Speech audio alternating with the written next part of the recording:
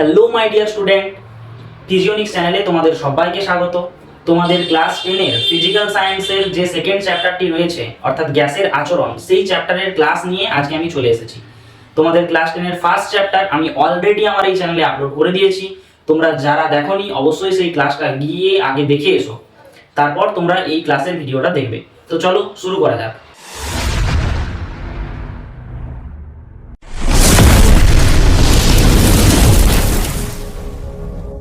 আজকে আমরা পড়তে চলেছি গ্যাসের আচরণ। আমরা জানি যে একটা পদার্থের তিনটে অবস্থা হয়, কঠিন, তরল আর গ্যাসীয়। কঠিন বা তরল আর গ্যাসীয় এর মধ্যে আমরা আজকে পদার্থের গ্যাসীয় অবস্থায় পদার্থের কি কি ধর্ম থাকে, গ্যাসীয় অবস্থায় পদার্থ কিরকম আচরণ করে তা নিয়ে আজকে আমরা পড়াশোনা করব। তো চলো শুরু করা যাক। আমরা জানি যে কোনো একটা পদার্থের তিনটে অবস্থা রয়েছে, কঠিন, তরল আর গ্যাসীয়। আমরা এখন সেই তিনটে অবস্থাকে আমরা তোমাদেরকে ব্যাখ্যা করে বোঝাবো। দেখো, কঠিন পদার্থের যে অণুগুলো, সেই অণুগুলো পরস্পরের সঙ্গে সুসজ্জিতভাবে বিন্যস্ত থাকে। এটাই হচ্ছে যে কঠিন পদার্থ। এই কঠিন পদার্থটাকে যখন আমরা কিছু পরিমাণ তাপ দেব তখন এটা তরল পদার্থে পরিণত হবে, এবং তরল পদার্থে অপেক্ষাকৃত অণুগুলো একটু বিশৃঙ্খলভাবে অবস্থান করে। এরপর এই তরল পদার্থকে আমরা আবার যখন তাপ দেব তখন এটা গ্যাসীয় পদার্থে রূপান্তরিত হবে, এবং গ্যাসীয় পদার্থের অণুগুলো কিন্তু পরস্পরের থেকে অনেকটাই দূরে সরে যায় এবং এলোমেলোভাবে বিন্যস্ত থাকে। এই পদার্থের তিনটে অবস্থা যদি আমি তোমাদেরকে খুব একটা মজার উদাহরণ দিয়ে ব্যাখ্যা করি তাহলে অনেকটা এটা এরকম হয়।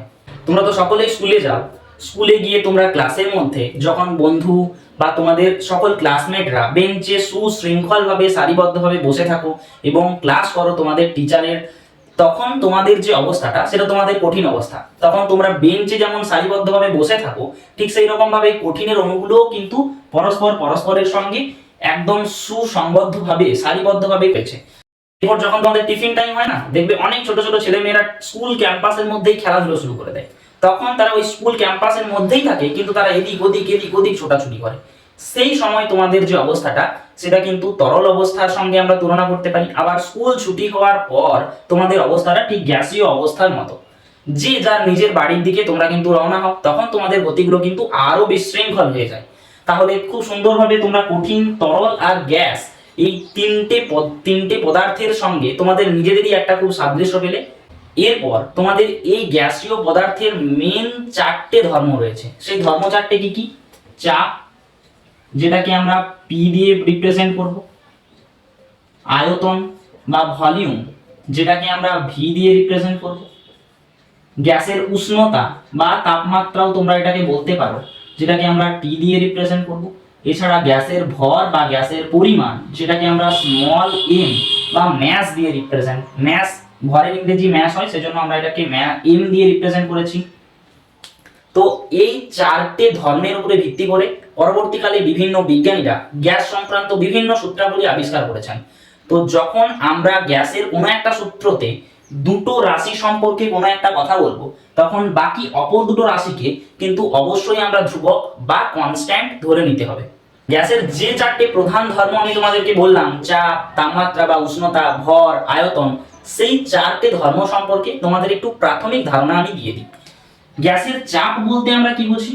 মনে করো কোনো একটা পাত্রের মধ্যে কিছু পরিমাণ গ্যাস রাখা রয়েছে। এই পাত্রের মধ্যে গ্যাসের অণুগুলো বিশৃঙ্খলভাবে ছোটাছুটি করছে। আমি যেমনটা বলেছি, স্কুল ছুটি হওয়ার পর তোমরা যে যার নিজের বাড়ির দিকে যেমন বিশৃঙ্খলভাবে যাও স্কুল সাইকেলে করে বা পায়ে হেঁটে, ঠিক সেই রকম ভাবে গ্যাসের অণুগুলোও কিন্তু এই পাত্রের মধ্যে বিশৃঙ্খলভাবে ছোটাছুটি করছে। এই ছোটাছুটি করতে করতে গ্যাসের অণুগুলো তাদের নিজেদের মধ্যে ধাক্কা খায় বা পাত্রের দেওয়ালের সঙ্গে ধাক্কা খায়। এই পাত্রের দেওয়ালের সঙ্গে ধাক্কা খাওয়ার সময় পাত্রের দেওয়ালের প্রতি একক ক্ষেত্রফলে গ্যাসের অণু যে পরিমাণ বল প্রয়োগ করে তাকেই আমরা বলবো ওই গ্যাসের অণুর চাপ। কোনো একটা গ্যাসকে আমরা যদি কোনো একটা পাত্রের মধ্যে রাখি তাহলে সেই পাত্রের আয়তনটাই হয়ে যায় সেই গ্যাসের আয়তন, আর গ্যাসের অণুগুলোর যে মোট ভর সেই ভরটাই হচ্ছে গ্যাসের ভর। আর গ্যাসের তাপমাত্রা সম্পর্কে তো কিছু বলারই নেই, এটা তোমরা সকলেই জানো। এই হলো গ্যাস সংক্রান্ত যে চারটি মৌলিক বা প্রধান রাশি, সেই চারটি রাশির বিবরণ। এরপর তোমাদের সিলেবাসে গ্যাসের চাপ কিভাবে পরিমাপ করতে হয় সেই সংক্রান্ত কিছু বিষয় তোমাদের এখানে রয়েছে। আমরা জানি যে গ্যাসের চাপ পরিমাপ করা হয় যে যন্ত্রের সাহায্যে, সেই যন্ত্রটাকে আমরা বলবো ম্যানোমিটার যন্ত্র। এই ম্যানোমিটার যন্ত্রটাকে আমরা দুভাগে ভাগ করতে পারি। একটা হচ্ছে খোলা মুখ ম্যানোমিটার আর একটা হচ্ছে বদ্ধ মুখ ম্যানোমিটার।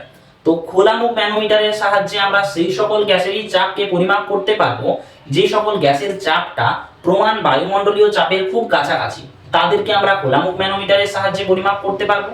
এবং যে সকল গ্যাসের চাপ বায়ুমণ্ডলের চাপের থেকে খুব কম বা খুব বেশি, সেই সকল গ্যাসের চাপকে আমরা বদ্ধমুখ ম্যানোমিটারের সাহায্যে পরিমাপ করতে পারবো। তো চলো আমরা এরপর দেখে নিই যে কিভাবে আমরা খোলামুখ ম্যানোমিটার আর বদ্ধমুখ ম্যানোমিটারের সাহায্যে গ্যাসের চাপ পরিমাপ করব। প্রথমে আমি তোমাদের দেখাতে চলেছি যে খোলামুখ ম্যানোমিটারের সাহায্যে কিভাবে আমরা কোনো একটা গ্যাসের চাপকে পরিমাপ করব। তাহলে এই যে খোলামুখ ম্যানোমিটার যন্ত্র, এই খোলামুখ ম্যানোমিটার যন্ত্রের সঙ্গে আমরা একটা পাত্র জুড়ে দিয়েছি, যেই পাত্রে আমরা কিছু পরিমাণ গ্যাস নিয়ে নিয়েছি এবং এই গ্যাসের চাপ এইখানে প্রযুক্ত হবে, যেটাকে আমরা প্রেসার অফ গ্যাস পিজি দিয়ে ডিনোট করছি।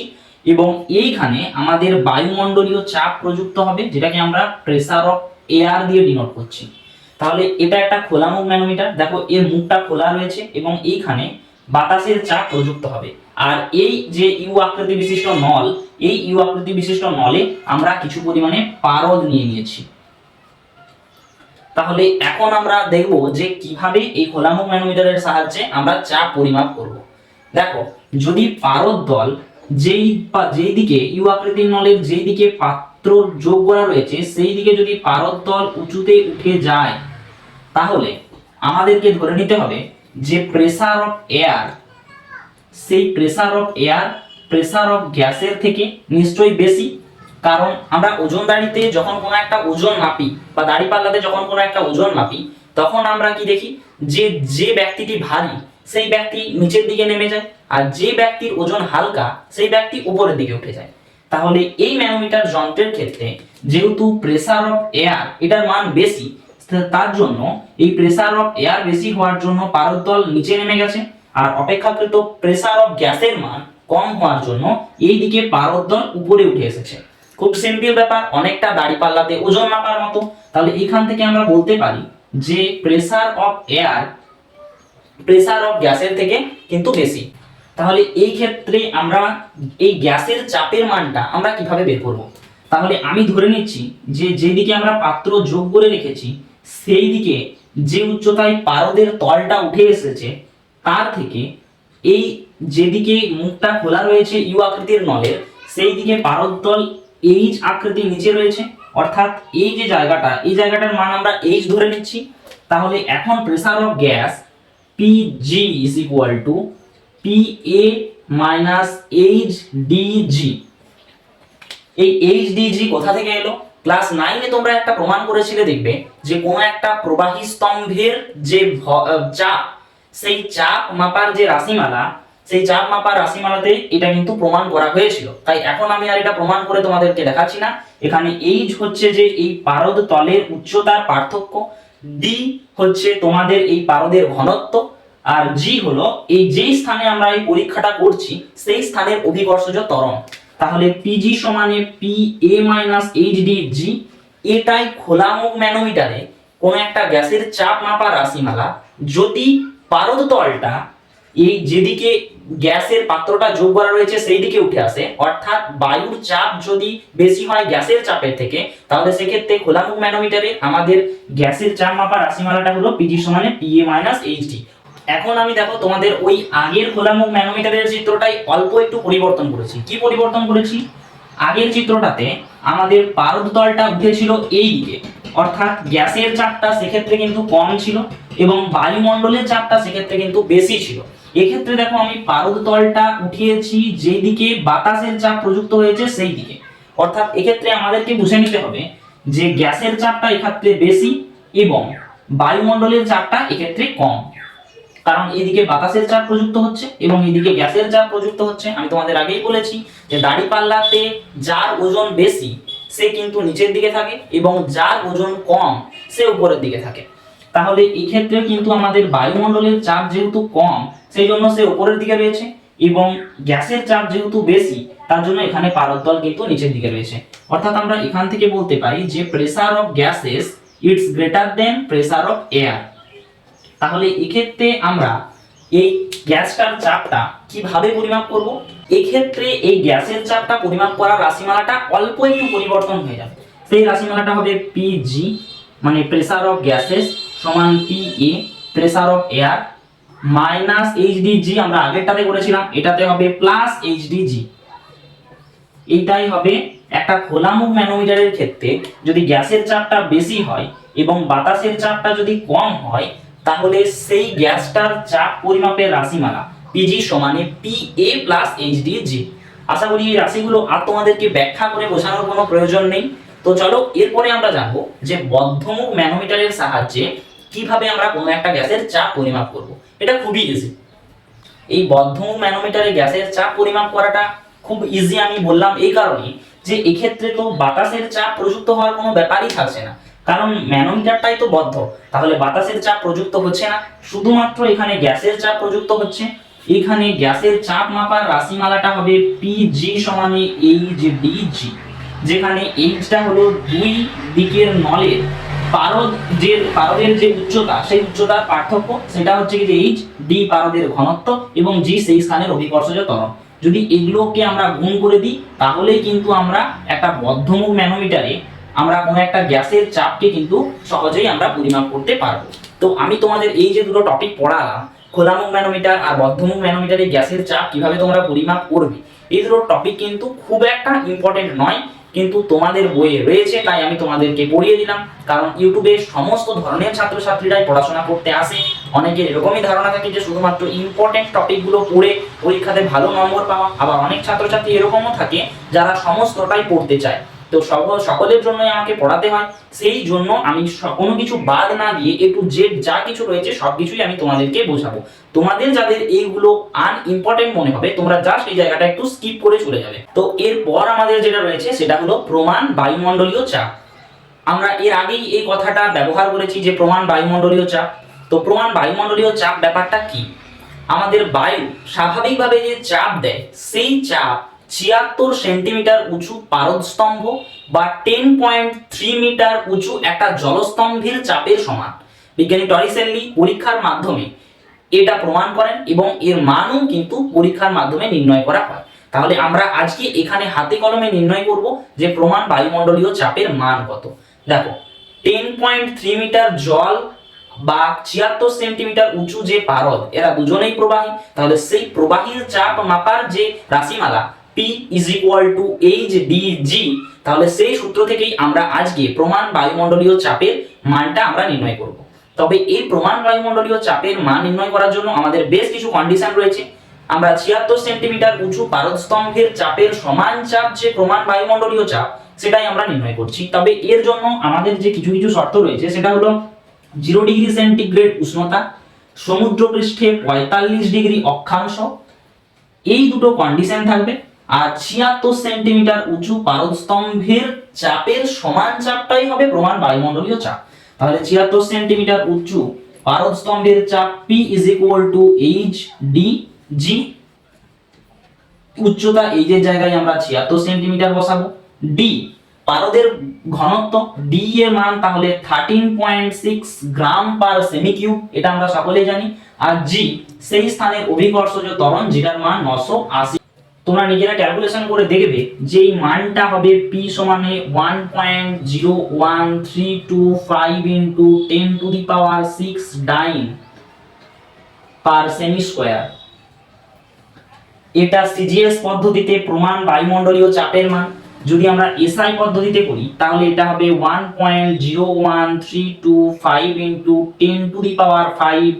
এসআই পদ্ধতিতে বলের একক নিউটন আর এসআই পদ্ধতিতে দৈর্ঘ্যের একক মিটার স্কয়ার। তাহলে আমার মনে হয় এত বড় একটা খটোমটো সংখ্যা সব সময় কোষে বের করাটা একটা সময় সাপেক্ষ ব্যাপার।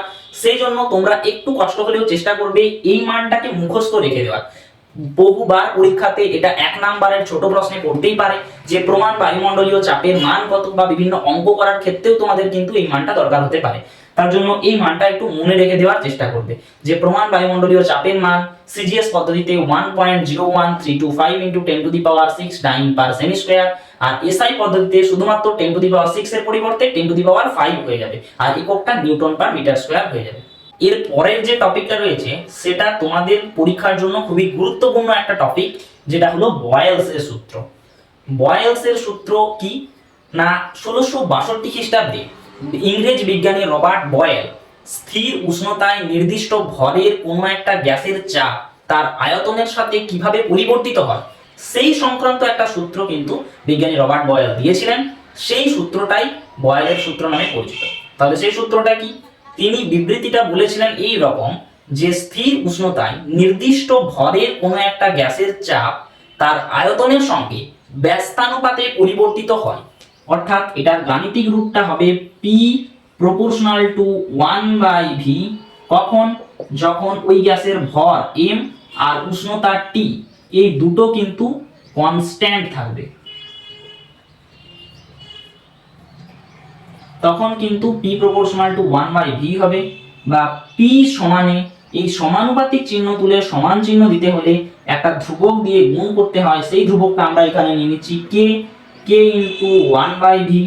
বা p সমানে k/v বা pv সমানে কনস্ট্যান্ট বা pv আমাদের এখানে ধ্রুবক। এবং pv ধ্রুবক কথার অর্থই হলো p1 v1 সমান p2 v2 এরকম ভাবে চলতে চলতে ডট ডট করে pn vn। এইটাই হলো বিজ্ঞানী রবার্ট বয়েলস এর সূত্র। এরপর আমরা বয়েলের সূত্রের কয়েকটা গুরুত্বপূর্ণ গ্রাফ তোমাদেরকে দেখাবো, যে গ্রাফগুলো কিন্তু খুবই ইম্পর্টেন্ট, পরীক্ষাতে প্রায়ই আসে। সেই গ্রাফগুলো প্রথম যেটা রয়েছে সেটা হচ্ছে যে P versus V graph.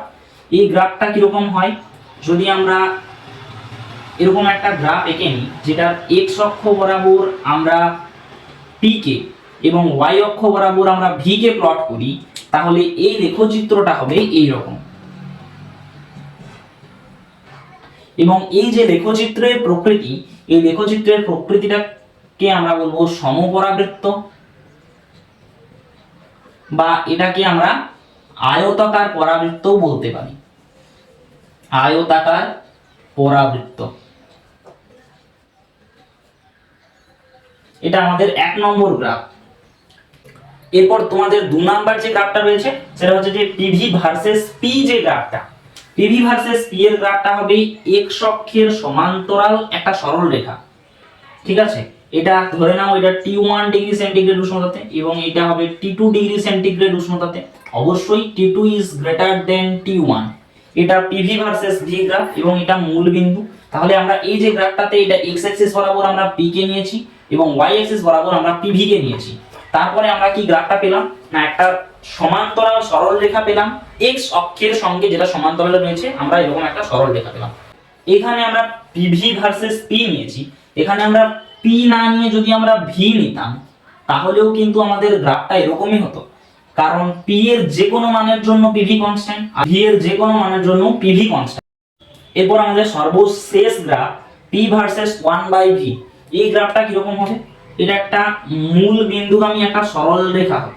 x অক্ষ বরাবর আমরা 1/v কে প্লট করেছি আর y অক্ষ বরাবর আমরা p কে প্লট করেছি, তাহলে আমাদের এটা মূল বিন্দু এবং এক্ষেত্রে যে আমরা যে গ্রাফটা পাবো সেটা কিন্তু মূল বিন্দুগামী সরল রেখা হবে। তাহলে এই ছিল বয়েলের সূত্রের কয়েকটা গ্রাফ। তো তোমাদের বয়েলের সূত্র থেকে দুটো ইম্পর্টেন্ট কোশ্চেন দেখবে তোমাদের বিভিন্ন বইয়ে জেনে রেখো বা অতিরিক্ত কিছু সংযোজন হিসেবে দেওয়া রয়েছে। সেই দুটো হচ্ছে যে বয়েলের সূত্রের দুটো গুরুত্বপূর্ণ যে রাশি কি কি, বয়েলের সূত্রে ভর আর উষ্ণতা, এই দুটো রাশি কিন্তু কনস্ট্যান্ট। এরকম তোমাদের অনেকগুলো সূত্র রয়েছে, বয়েলের সূত্র, চার্লসের সূত্র, অ্যাভোগাড্রোর সূত্র। এই সমস্ত সূত্রগুলোতে কিন্তু কোন কোন রাশিগুলো ধ্রুবক আর প্রত্যেকটা সূত্রের বিবৃতি, সেই সমস্ত কিছুগুলো কিন্তু তোমাদেরকে অবশ্যই মনে রাখতে হবে। এরপর বয়েলের সূত্রের যে পিভি রাশিটা, এই পিভি রাশি কোন রাশিকে সূচিত করে, এরকম তোমাদের একটা প্রশ্ন কিন্তু প্রায়ই তোমাদের পরীক্ষাতে আসবে। তোমরা বিভিন্ন টেস্ট পেপার বা কোশ্চেন ব্যাংক সলভ করতে গিয়ে তোমরা দেখবে। অর্থাৎ বয়েলের সূত্রের আমি তোমাদের যে পিভি গ্রাফটা এঁকেছিলাম, x অক্ষ বরাবর আর y অক্ষ বরাবর আমি p আর v কে নিয়েছিলাম, এই পিভির গ্রাফটা হয়েছিল এইরকম। তাহলে এখন এই পিভি লেখচিত্রের যে মধ্যবর্তী ক্ষেত্রফল, এই পিভি লেখচিত্রের মধ্যবর্তী ক্ষেত্রফল কোন রাশিকে সূচিত করে না, পিভি লেখচিত্রের মধ্যবর্তী ক্ষেত্রফল কার্য রাশিকে সূচিত করে। কেন স্যার কার্য রাশিকে কেন সূচিত করে, অন্য কোনো রাশিকে কেন সূচিত করে না? কারণ পি ভি এর যদি আমরা ডাইমেনশন বা মাত্রা আমরা বের করি তাহলে আমরা কি পাবো? আমরা জানি যে চাপের মাত্রা M L inverse T to the power -2, এটা তোমরা ক্লাস 9 এই পড়েছো। আর আয়তন সেটার মাত্রা এল কিউব। এখন এই দুটোকে আমরা গুণ করে দিই, পেয়ে যাব M L square T to the power -2। এই যে মাত্রাটা, এই মাত্রাটাই হচ্ছে কি যে কার্যের মাত্রা। কার্য সমান কি? এফ ইন্টু এস, বল মানে M L T to the power -2, তার সাথে সরণ এস যেটার মাত্রা এল, এটাকে গুণ করলেও দেখো আমরা পাই M L square T to the power -2।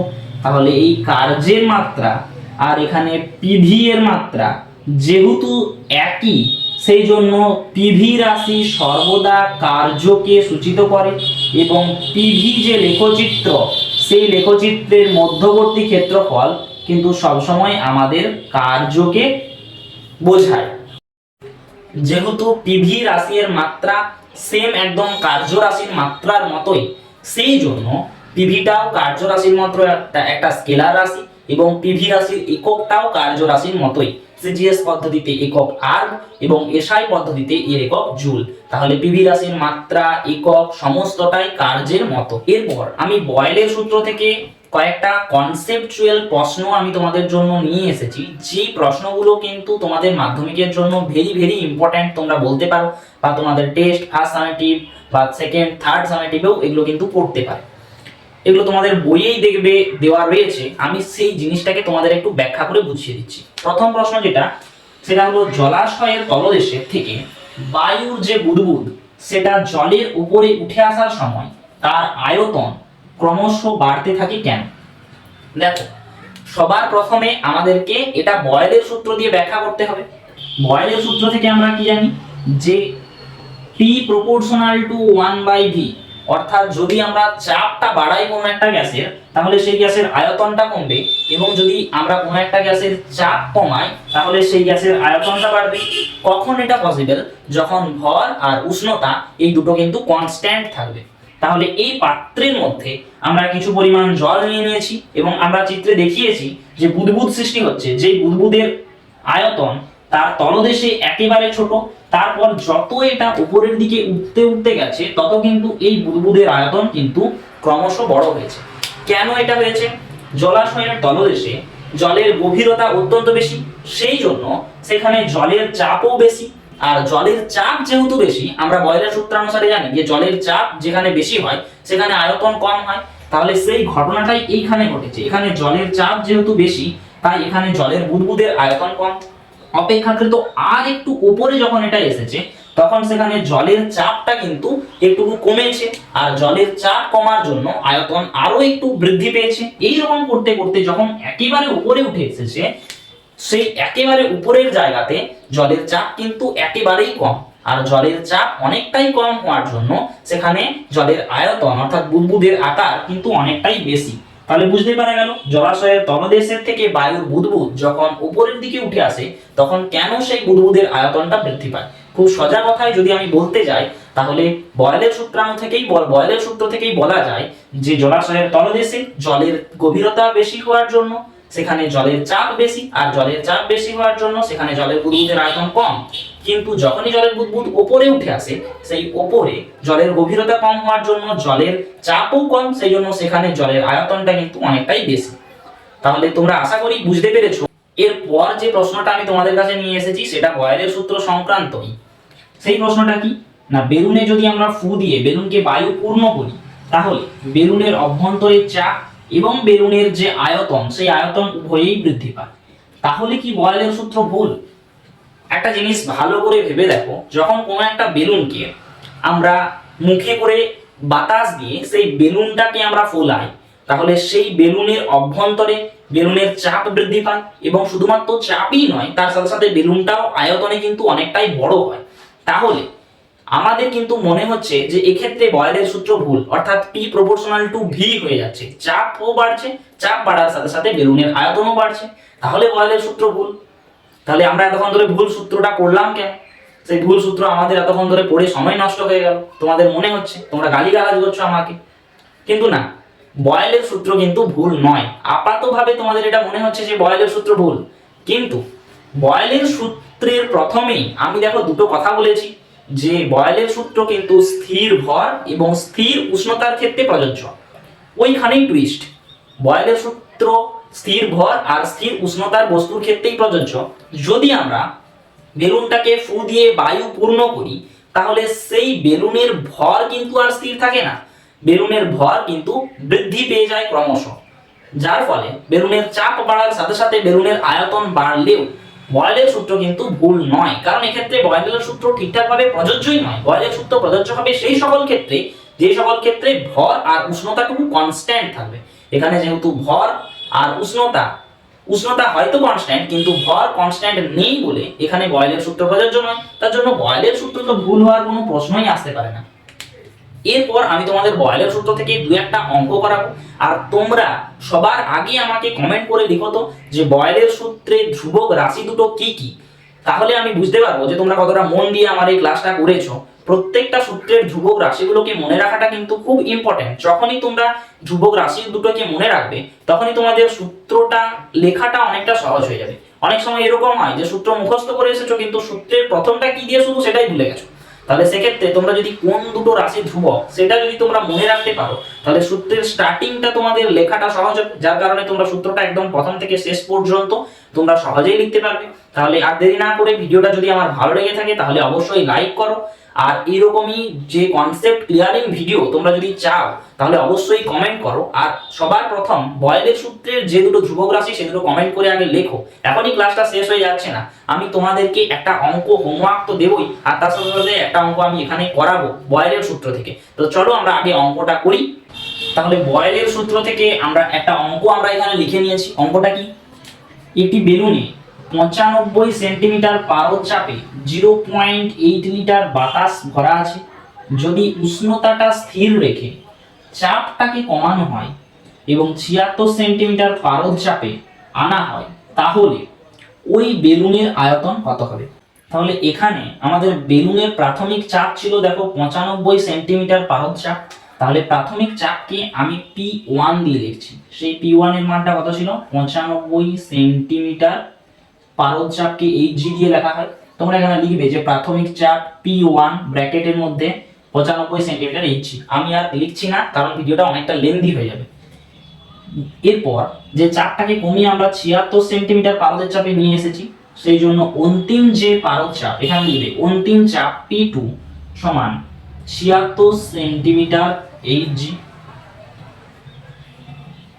প্রাথমিক আয়তন V1 is equal to 0.8 litre এবং অন্তিম আয়তন মানে বেলুনের আয়তনটা কত হবে সেটা আমাদেরকে বের করতে বলেছে।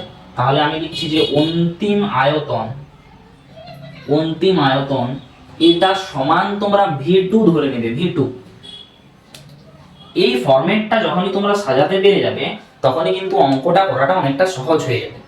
তাহলে প্রত্যেকটা অঙ্কের ক্ষেত্রে আগে মেন রাশিগুলো যেগুলো সেগুলোকে আগে একদম রিপ্রেজেন্টেশন করে তোমরা পাশে লিখে নেবে সেই রাশির কি কি মান দেওয়া রয়েছে। তারপর সেই রাশিটা থেকে কোন সূত্রটা প্রয়োগ করে অঙ্কটা করা যায় সেটা ভাববে। তারপর দেখবে খুব সহজেই কিন্তু অঙ্কের অ্যান্সার কিন্তু বেরিয়ে যাবে। তাহলে এখনো পর্যন্ত আমরা বয়েলের সূত্রই পড়েছি, তাহলে এটা বয়েলের সূত্র দিয়েই হবে। তাহলে বয়েলের সূত্রে আমরা কি জানি যে P1 V1 সমানে P2 V2, এটা তো আমরা বয়েলের সূত্র থেকেই আমরা পাই। কখন এটা হবে? যখন M এবং T দুটো কিন্তু কনস্ট্যান্ট, তখন কিন্তু এই সূত্রটা কাজে লাগাতে পারবো। P1 V1 সমানে P2 V2। আমাদের এখানে V2 এর মানটা বের করতে বলেছে, তাহলে V2 সমানে আমাদের সমীকরণের একদম স্বাভাবিক নিয়ম অনুযায়ী P1 V1 বাই P2 আমরা পেয়ে যাচ্ছি। এবারে প্রত্যেকটার মান আমরা এখানে বস করিয়ে দেব। V2 সমানে P1 এর মান কত? 95। V1 এর মান আমাদের কত? 0.8 লিটার। আর P2 এর মান আমাদের কত? 76 সেন্টিমিটার Hg। এরপর তোমরা এটাকে ক্যালকুলেশন করবে। যেমন তোমার মনে করো 0.8 এখান থেকে আমরা দশমিকটাকে তুলে দিচ্ছি, তাহলে আমাদের নিচে ইনটু 10 হয়ে যাচ্ছে। এবারে এটাকে আমরা 5 দিয়ে কাটাকুটি করব। 5 19 95, 5 2 এটা 10 হয়ে যাচ্ছে। 19 4 এখানে আমাদের 76, এই 4 2 8, উপরে 2 নিচে 2 সব কেটে যাচ্ছে, তাহলে V2 সমান আমাদের পড়ে থাকছে 1 লিটার। ঠিক আছে, তাহলে আমাদের এখানে বলেছে যে বেলুনের আয়তন কত হবে, তাহলে বেলুনের আয়তন আমাদের হয়ে যাচ্ছে 1 লিটার। এটা আমরা শেষে এখানে অতএব দিয়ে লিখে দেব যে অতএব বেলুনের অন্তিম আয়তন হবে 1 লিটার। আশা করি অঙ্কটা তোমরা বুঝতে পেরেছো। আর এখনো পর্যন্ত আমি তোমাদের যে যে টপিকগুলো পড়িয়েছি এই গ্যাসের আচরণ অধ্যায়ে, তার কোনোটাতে যদি বিন্দুমাত্র অসুবিধা থেকে থাকে তোমরা অবশ্যই কমেন্ট করো, আমি চেষ্টা করব তোমাদেরকে সেগুলো বুঝিয়ে দেওয়ার। আশা করি কোনো অসুবিধা তোমাদের নেই। আর এইরকমই কনসেপ্ট ক্লিয়ারিং একদম প্রত্যেকটা টপিক ধরে ধরে আলোচনা যদি তোমরা পেতে চাও, অবশ্যই ফিজিওমিক্স চ্যানেলটাকে সাবস্ক্রাইব করে পাশে থাকা বেল আইকনটিতে ক্লিক করে অল নোটিফিকেশন অন করে রাখো, যাতে আমার আপলোড করা ভিডিও সবার প্রথমে তোমার কাছে চলে যায়। আর যদি ভিডিওটা ভালো লেগে থাকে তাহলে অবশ্যই একটা লাইক করতে ভুলো না। অনেক কষ্ট করে ভিডিওগুলো তোমাদের জন্য বানাই, তোমাদের একটা লাইক বা একটা সাবস্ক্রাইব কিন্তু আমার জন্য অনেকটা মোটিভেশন। তো যাই হোক, তোমাদের যে হোমওয়ার্ক আমি যে অঙ্কটা দেবো বলেছি সেই অঙ্কটা তোমাদের আমি সামনের স্ক্রিনে দিয়ে দিচ্ছি। বাই বাই, দেখা হবে আবার পরের ভিডিওতে।